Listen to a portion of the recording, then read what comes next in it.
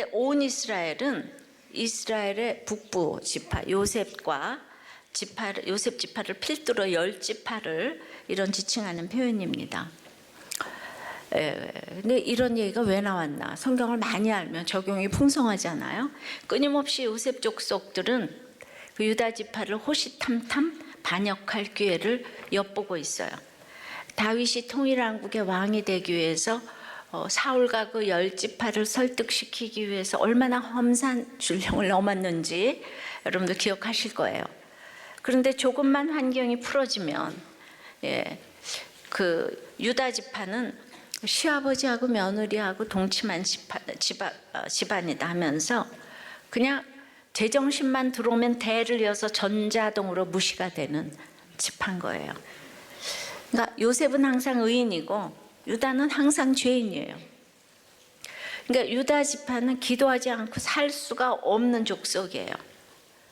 그러니까 이 한 절에도 창세기부터의 구속사가 면면이 지금 흐르고 있는 거예요. 다윗이 자기 죄를 보면서 겸손하니까 온 이스라엘 10지파가 헤브론으로 찾아와서 왕이 되어달라고 했어요. 기억하시죠? 그런데 솔로몬이 여호와 신앙을 저버리니까 성전 지을 때는 가만히 있다가 이제 아들 시대가 되니까 이 북부의 10지파가 합세해가지고 왕이 되려면 세겜으로 내려오라고 지금 요구를 했어요. 2절 3절입니다. 느밧의 아들 여로보암이 전에 솔로몬 왕의 얼굴을 피하여 애굽으로 도망하여 있었더니 이제 그 소문을 듣고 여전히 애굽에 있는 중에 무리가 사람을 보내 그를 불렀더라. 여로보암과 이스라엘의 온 회중이 와서 르호보암에게 말하여 이르되, 그래서 이제 세겜으로 불러놓고 무리가 그 여로보암을 미리 불러놓고 그리고 이제 르호보암도 불러서 이제 질문을 하는 거예요. 북부 지파는 솔로몬의 죄악으로 이미 백성들의 마음이 여로보암에게 기울었어요. 그리고 이제 그 다윗 지파에 이 하나밖에 없는 이 르호보암도 시원찮은 걸 알았어요. 근데 이제 여로보암은 요셉 지파일 뿐더러 멋있고 의롭고 크고 강한 용사라 그랬잖아요. 근데 여로보암을 왜 왕으로 삼고 싶지 않겠습니까? 근데 그러나 그가 잘난 것이 아니고 하나님은 이미 여로보암의 반역을 작정하고 계셨죠. 여기는 사사시대 종종 일어난 반역과는 전혀 다른 영구적 반역이에요. 그러니까 힘들게 통일한 남유다와 그 북이스라엘이 갈라지는 기가 막힌 상황 앞에 르호보암이 지금 서 있습니다. 옳고 그름이라면 당연히 여로보암이죠, 그죠? 세상에서는 이 일이 너무 당연하겠지만 구속사적인 시각으로는 이제 해답이 다른 거예요. 자기 죄를 보지 못하면 이 죄보기가 영적인 일이기 때문에 영적인 선택을 하기가 어렵죠. 그런데 또 영육은 이론론이기 때문에 영적인 선택은 세상에서도 최고의 선택이 되는 거예요. 그러니까 우리들 교회가 죄 고백을 하는 것을 이상하다고 하면 안 됩니다. 인간 최고의 감정은 회개이기 때문이고요. 회개는 죄 고백이 수반되고요. 또 죄 고백은 구원으로 인도되는 통로이지요. 요셉은 그 마지막에 구원의 시각으로 차자를 장자로 축복한 아버지 야곱을 기뻐하지 아니했다고 그랬어요. 반면에 유다는 마지막에 구원의 시각으로 동침을 요청한 며느리를 나보다 옳다고 수치의 죄 고백을 했어요. 물론 요셉이 구원받지 않았다는 얘기는 아닙니다. 성경은 그러나 구원의 책이기에 누가 더 구원의 편에 서 있나로 모델을 제시해서 우리를 이끌고 가는 책이에요. 그런데 이 요셉과 유다, 이건 분수령적인 구속사의 일이기 때문에 날마다 이 설교를 해도 지나치지 않아요. 이게 너무 다 신앙의 근간이기 때문에. 그런데 르호보암은 다윗의 손자라도 이 구속사가 임하지 않았기 때문에 선택을 제대로 할 수가 없었습니다. 적용해 보세요. 여러분의 선택은 나를 구원해 주신 주님의 사랑이 놀라운 죄 고백 이후의 선택입니까? 아직도 옳고 그름의 선택입니까? 다시 말하면 회개를 한 이후에 모든 것을 선택하는가 이 말이죠. 예. 죄 고백 이후의 선택인가? 아직도 옳고 그름의 선택인가? 자, 두 번째, 르호보암이 실패한 이유는 듣고 싶은 말만 듣기 때문입니다. 4절입니다. 왕의 아버지가 우리의 멍에를 무겁게 하였으나 왕은 이제 왕의 아버지가 우리에게 시킨 고역과 매운 무거운 멍에를 가볍게 하소서. 그리하시면 우리가 왕을 섬기겠나이다. 결국 솔로몬의 노예 부리고 역군 삼은 것이 문제가 되어서 무리들이 르호보암을 찾아가서 솔로몬의 역군죄를 풀어달라고 하는 거예요. 자, 내가 원칙을 안 지키면 자녀 대회까지도 책임을 물어요. 그러니까 무엇이든지 언젠가는 다 드러날 줄 알고 큐티라는 게 바로 그 원칙을 지키는 거예요. 그래서 지나고 나서 보면 지금 몇십 년 것들이 다 드러나잖아요. 이 나라에서도 그렇고 뭐 20년 전 것도 드러나고 뭐 이러잖아요. 그죠? 드러났다고 억울해하지 마시고 굉장히 하나님의 사랑이라고 생각하시기를 바라요. 그런데 이 믿음이 없는 여로보암은 이미 이 문제를 알고 있어요. 예. 그런데 르호보암은 분간을 못 하고 있습니다. 항상 리더십이 없다는 것은 항상 문제를 자기 편에서 생각하기 때문에 리더십이 없는 거예요. 그러니까 이타적이 아니야. 이거 언제나 이기적으로 생각하니까 리더십이 없어요. 멍에는 짐승의 목에 씌우는 게 멍에잖아요. 예, 그 짐을 나르기 위해서. 그러니까 북부 지파 사람들의 표현은 자신들을 솔로몬이 노예로 취급했다는 거예요. 근데 이보다 더 그들을 뭉치게 한 것은 이 고역의 과정에서 유다를 대장 삼고 요셉 지파를 고역을 이제 시켰기 때문에 이 상대적인 박탈감 때문에 솔로몬에게 반감을 가졌지요. 예. 그러니까 이 지역 감정은 대단합니다. 북부 남부. 우리나라 전라도 경상도 고향에 또 가시겠지만 여러분들끼리도 싸울 거예요. 정말 이 지역 감정 우리들 교회는 이거를 타파합시다. 진짜 우리들 교회라도 그걸 좀 정말 해야 돼요. 근데 교회도 이런 것들을 넘어서지를 못해요. 근데 그보다 더한 것은 지금 북부고 남부고 천여 명의 아내의 우상 숭배로 지금 영혼이 죽어가고 있잖아요. 그런데 그 문제는 아무도 관심이 없는 거예요. 역군밖에 몰라요. 지금도 최저임금 뭐 이런 거밖에 몰라요. 교회에서 지금 구원이 안 되는 거 이런 건 관심이 없어요. 사회 참여만 부르짖고 그러니까 교회가 자기 죄를 못 보니까 서로 잘잘못만 따지니까 한국 교회가 지금 요새 분쟁이 끝이 없어요. 교회가 분쟁이 일어나니까 나라도 분쟁이 늘 일어난다고 생각해요. 천 가지 우상이 다 들어와 있어요. 자녀 우상, 학벌 우상 다 들어와 있는데 도리어 지금 우상을 위해서 우리가 다 예배를 드리고 지금 이때하고 지금 똑같잖아요. 그죠? 저 우상을 위해서 교회가 존재를 하고 나라가 존재를 하고 자 어쨌든 이 북부 지파의 원망에 대해서 르호보암은 지도자로 귀를 기울였어야 합니다. 아버지의 잘못도 자기 죄로 알았다면은 그러니까 자기 죄를 아는 사람은 언제나 대답이 쉽게 나와요. 이 죄보기는 지혜의 근본입니다. 그런데 5절에서 이 죄보기가 안 되니까 고작 이런 말 해요. 르호보암이 대답하되 갔다가 3일 후에 다시 오라. 백성이 가니라. 이제 온실에서 자란 르호보암이 대답을 못합니다. 학교는 아마도 지금으로 말하면 하버드를 나왔겠죠.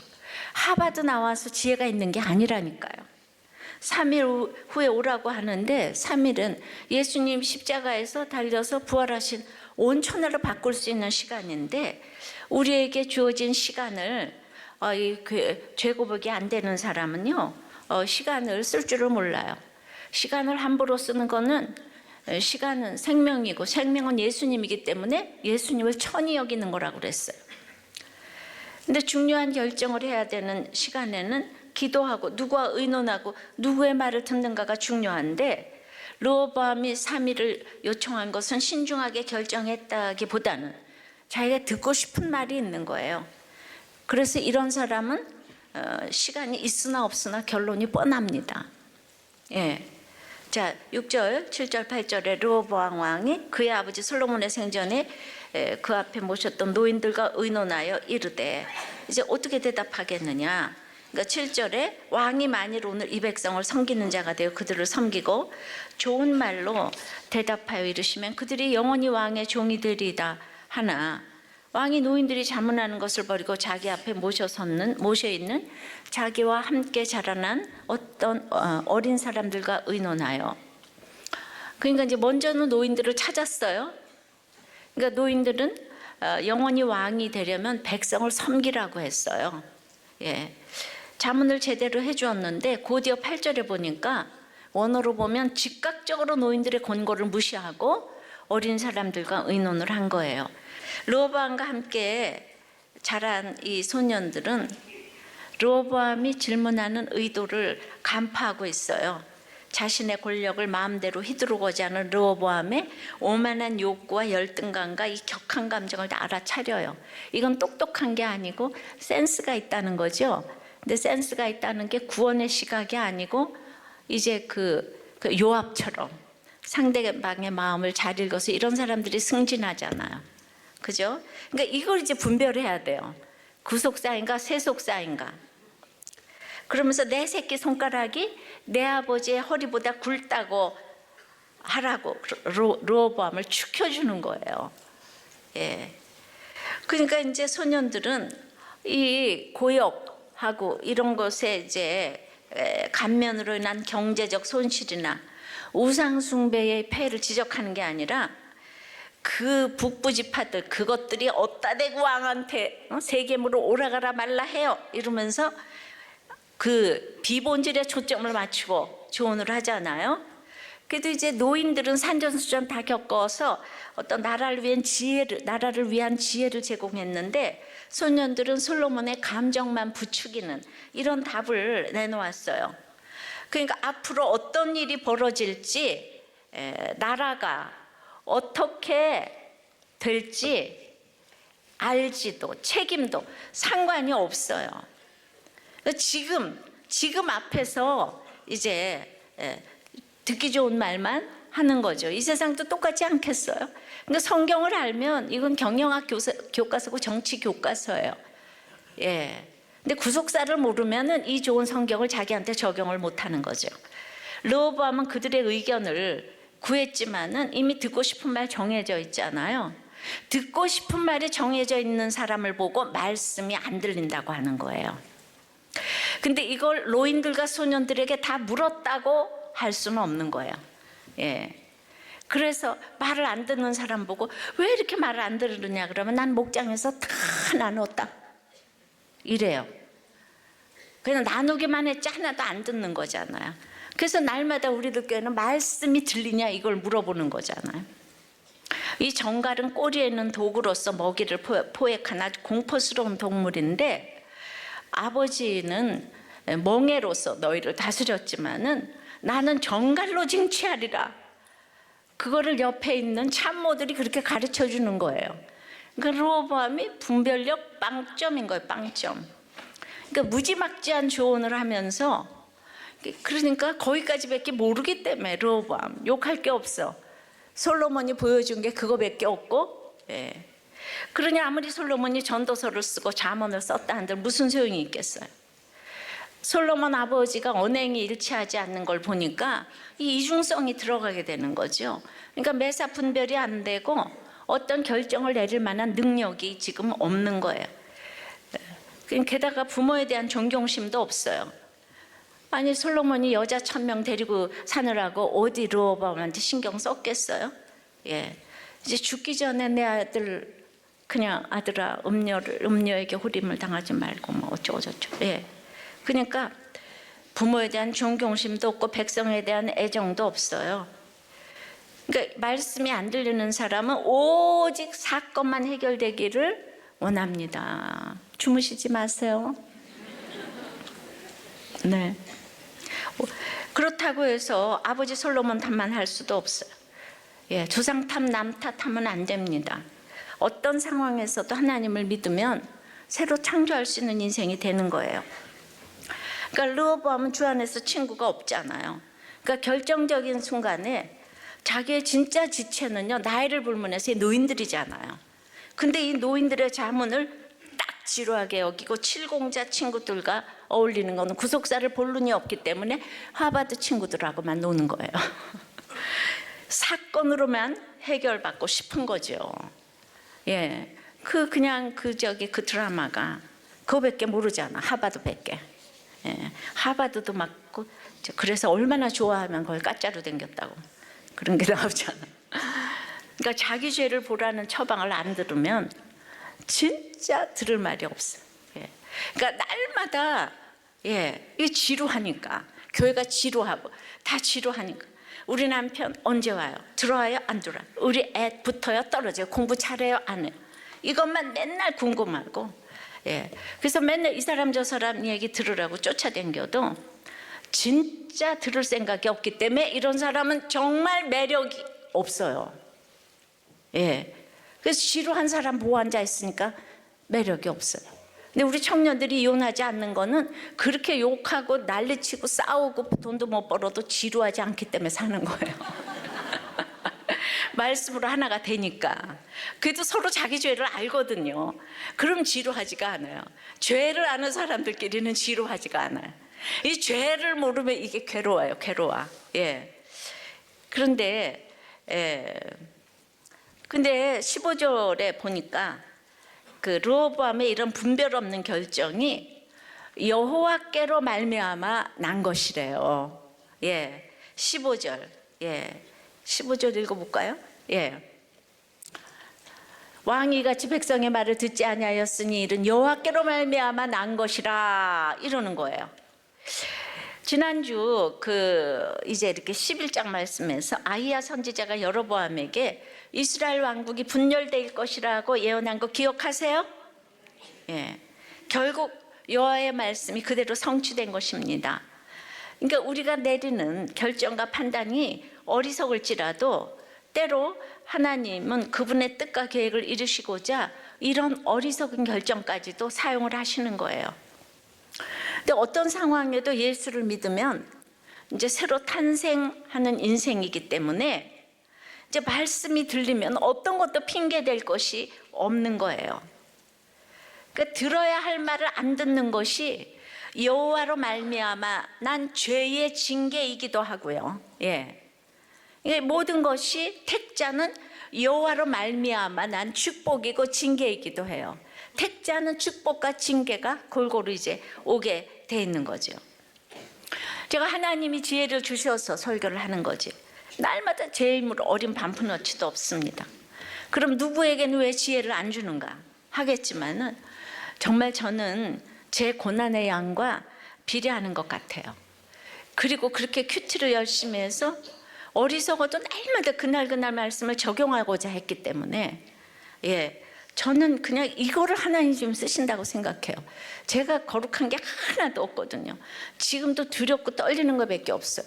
그래도 날마다 말씀대로 하면 내가 하도 못하면 상대방이 이상하게 해서라도 또 상대방이 죄를 져서라도 이렇게 또 이제 인도함 받는 게 있더라고요.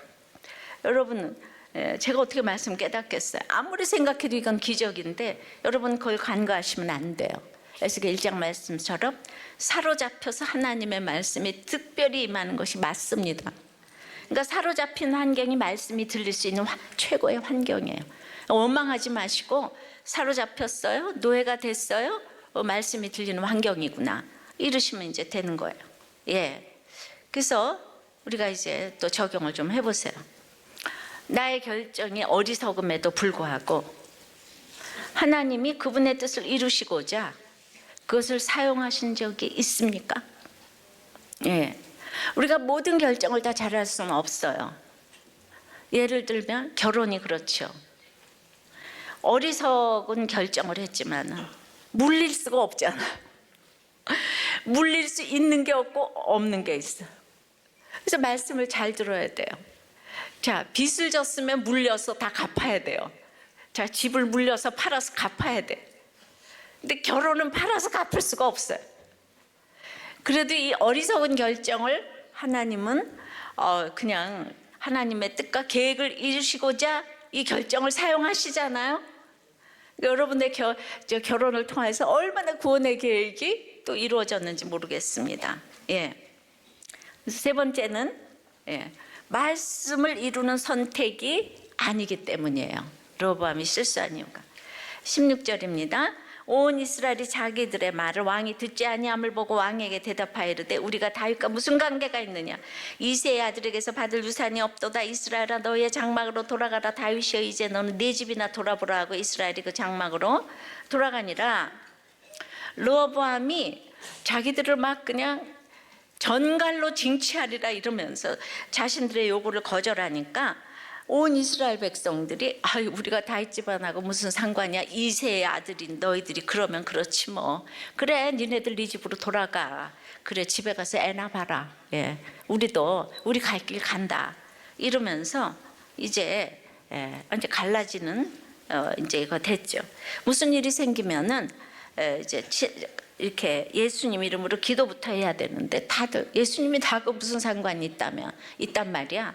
이러면서 비아냥거리고 다 예수님을 무시하고 조롱하고 하는 거하고 지금 똑같습니다. 예수님을 떠나면 그러나 평강이 없습니다. 그러니까 17절에 보니까 결국 유다 성읍들에 사는 이스라엘 자손에게만 르호보암이 왕이 되었다고 하는 거예요. 그러니까 그 예수님의 족보는 소수냐 다수냐 이건 중요하지 않은 것 같아. 드디어 여로보암파와 르호보암파로 나뉘었어요. 자, 여러분 이럴 때 여로보암을 쫓겠어요? 르호보암을 쫓겠어요? 예? 누굴 쫓겠어요? 아, 그건 정답이지. 제가 설명을 했는데 이딴 르호보암을 어떻게 쫓아요? 이 바보 같은 르호보암을. 쫓을 사람 손 들어봐요 빨리. 갑자기 또 하나도 안 드네. 여러분들이 어쩜 이렇게 갈대와 같이 요랬다 저랬다 하세요? 여자의 마음은 갈대와 같다 그러더니 유다 지파만 르호보암을 따랐는데 이들이라고 르호보암이 통치를 잘해서 따랐겠습니까? 예루살렘에 성전이 있고 예배를 드릴 수 있기 때문에 여로보암이 아무리 부지런하고 용맹한 용사라고 해도 그쪽엔 성전이 없잖아요. 그러니까 올라가는 순간에 금송아지 만들었잖아요. 그러니까 예배가 우선돼야 되는데 인내하고 기다려야 될 때가 있는데 내 마음에 들지 않는다고 냉큼 여로보암을 따른다면 이 세상 가치관하고 다를 게 없다는 거죠. 오직 하나님께 충성하는 그 한 사람에 의해서 하나님 나라는 확장돼 가는데요. 이제 민심이 여로보암에게 향하자 마음이 급해진 르호보암은 또다시 어리석은 결정을 해요. 이 18절에 보니까 글쎄 화해의 사절로 역군의 감독인 아도람을 보낸 거예요. 지금 역군제 풀어달라고 왔는데 역군 감독한 아도람을 화해 사절로 보냈어요. 정말 어리석지 않아요? 그러니까 이스라엘이 아도람을 돌로 쳐 죽였어요. 그러니까 르호보암을 향한 그 분노가 얼마나 컸는지 알 수가 있죠. 그러니까 이 르호보암은 주랭랑을 치고 백성은 결국 여로보암을 왕으로 삼습니다. 이 지경이 됐는데도 르호보암은 하나님의 뜻을 여전히 깨닫지 못해요. 저는 그냥 이걸 차례로 읽어보면서 진짜 눈물이 나는 거예요. 21절에 보니까 나라를 되찾고자 18만 용사를 모았대요. 그러니까 지금 이제 하는 일이 형제 나라와 싸우겠다고 지금까지 자기가 잘못한 건 회개를 안 하고 18만 명 사륙하려고 지금 전쟁을 하려고 이제 용사를 모았대요. 그런데 이제 다행히 24절 다 같이 읽겠습니다. 여호와의 말씀이 너희는 올라가지 말라. 너희 형제 이스라엘 자손과 싸우지 말고 각기 집으로 돌아가라. 이 일이 나로 말미암아 난 것이라 하셨다라 하신지라 그들이 여호와의 말씀을 듣고 그 말씀을 따라 돌아갔더라. 할렐루야. 말씀이 이루어지는 선택을 이제 하지 아니하면 실패를 한다는데, 드디어 솔로몬도 여호와께 물었다는 소리가 없는데 이제 르호보암 이 전쟁을 하려고 기가 막힌 상황에서 그냥 마음을 돌이켰어요. 말씀을 따라서, 말씀을 따라 돌아갔다는 거. 그 해답이 나온 거예요. 왜 르호보암이 돌아갔을까요? 왜 돌아갔을까요? 예, 이거 왜 또 돌아갔을까 생각을 해봐야죠. 이거 우리 띵크 해봐야 되잖아요. 이 르호보암이 회개한 거예요.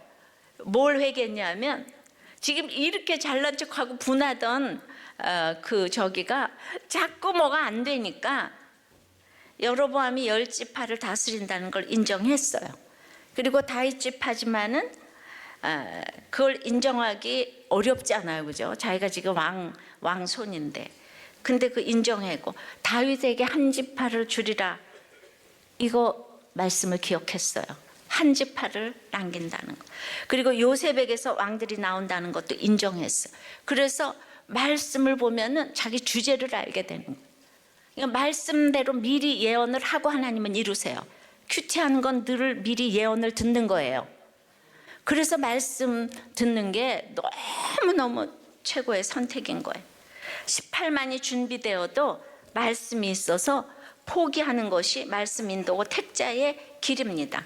그러면은 지금은 10지파 다 가져가고 손해보는 것 같아도 말씀 따라 순종하면 후에 여기서 예수님이 오시니까 대박 맞은 거예요. 후에 이 집회에서 예수님이 오시잖아요, 그죠? 솔로몬이 회개를 했기 때문에 다윗의 등불로 인해 연약하지만 극적으로 이런 르호보암 하나를 얻었습니다. 그러니까 무조건 약하다고 약한 사람을 내가 택해야지, 이거 옳은 선택 아니고, 무조건 강해서 선택한다고 나쁜 선택도 아니에요. 연약해도 믿음을 택해야 해요. 그러나 사람들은 여로보암을 연호합니다. 예, 10지파가 합세를 했잖아요. 그러나 성경에서 가장 악한 인물로 자리매김을 하는 것이 바로 이 여로보암, 인간 승리한 사람. 하나님 자리에 본인이 자리매김을 하고 금송아지 숭배를 공식적으로 가져와서 계속 유다가 망할 때까지 괴롭혔어요. 그리고 북이스라엘의 모든 왕들은 여로보암의 길로 행해서 악을 행했대요. 그러니까 우리가 보기에는 죄가 없어 보여요. 예수 믿는 거 이거를 이제 방해했지만은 이 속에는 야망이 그득그득하고 사단의 종이었지만은 겉으로 보기에는 광명한 천사처럼 보이잖아요. 이거 진짜 이 선택이 이렇게 중요한 거예요.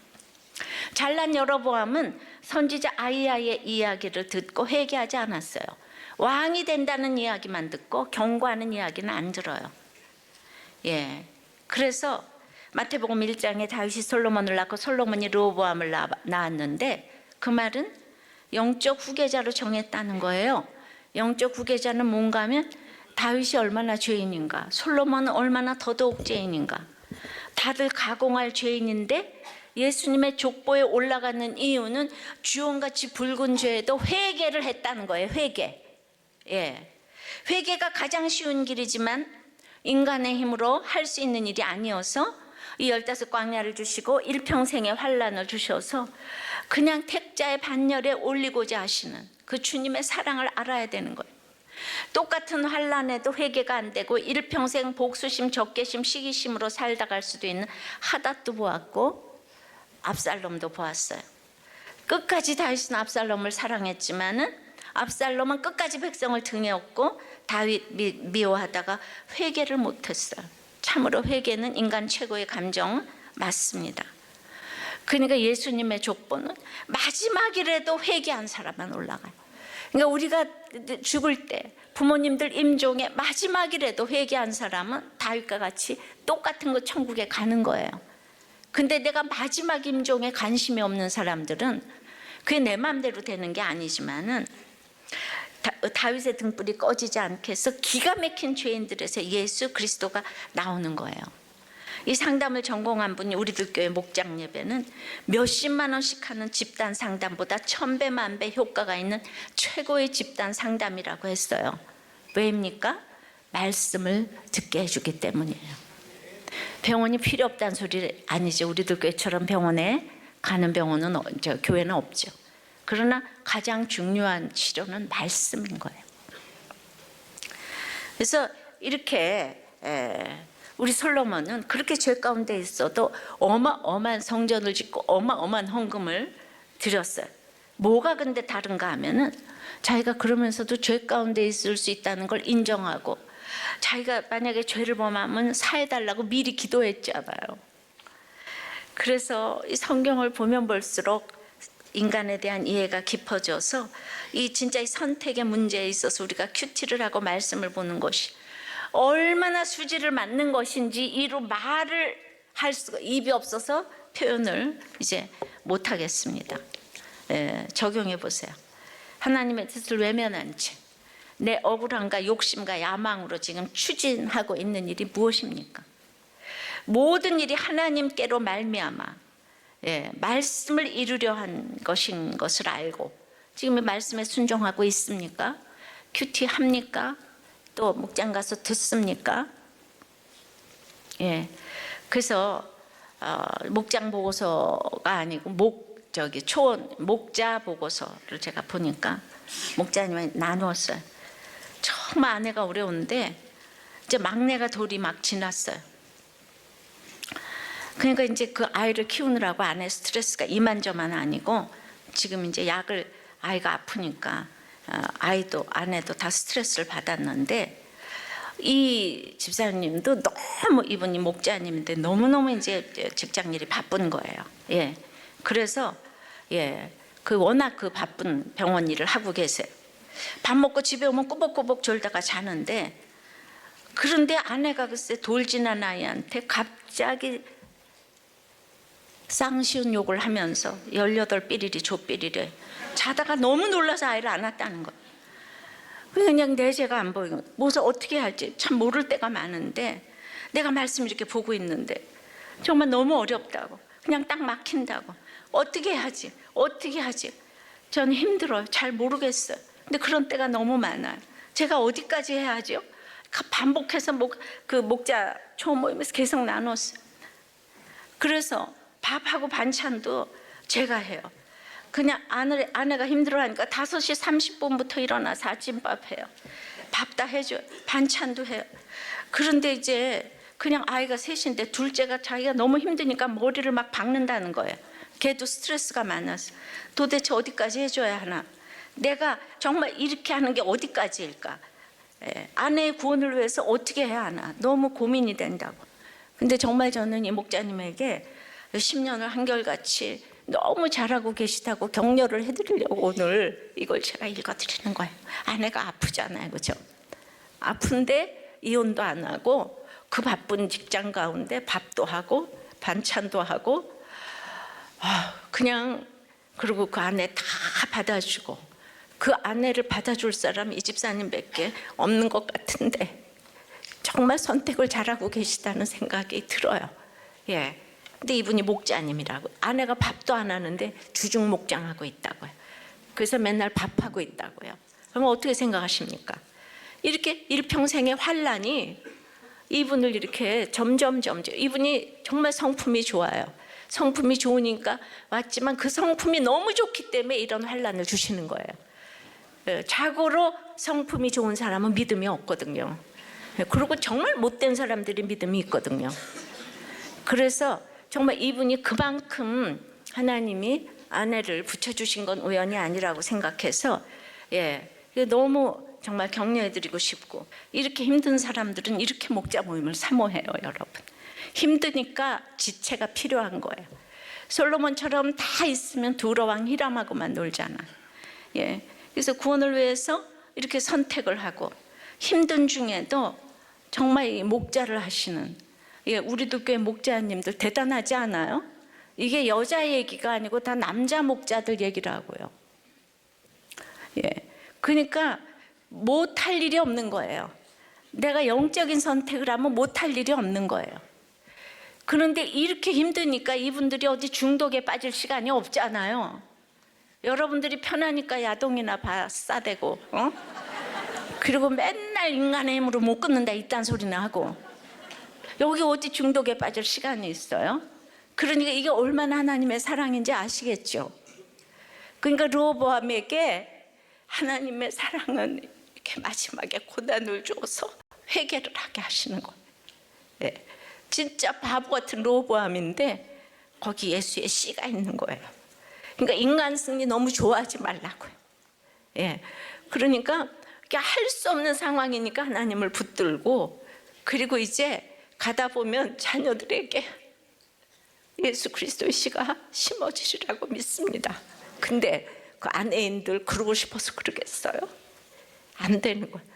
르호보암인들 그러고 싶어서 그랬겠어요?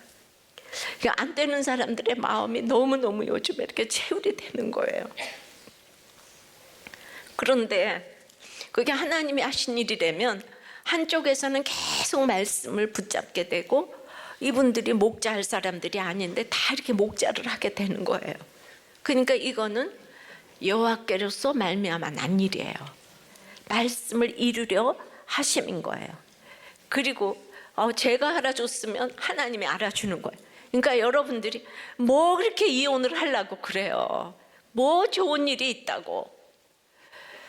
정말 이혼 막다가 내가 하도 욕을 먹어서 나 오래 살게 생겼어요. 예.